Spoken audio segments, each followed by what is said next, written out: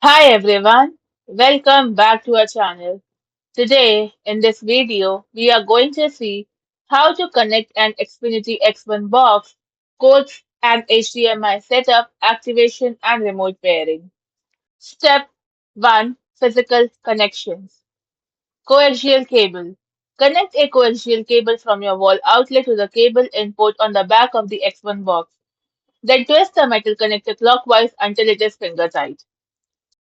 The HDMI cable. Connect one end of the HDMI cable to the HDMI output on the back of your X1 box and the other end to an available HDMI port on your TV.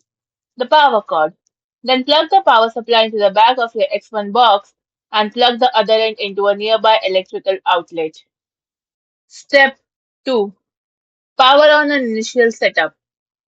Then turn on your TV using your TV's original remote control and use the input or source button on your TV remote to select the HDMI port you plug the X1 box into. For example, HDMI 1, HDMI 2. Then the X1 box will turn on automatically. Wait for a few minutes for the welcome screen to load. Step 3. Activation and pairing. First is to pair your remote.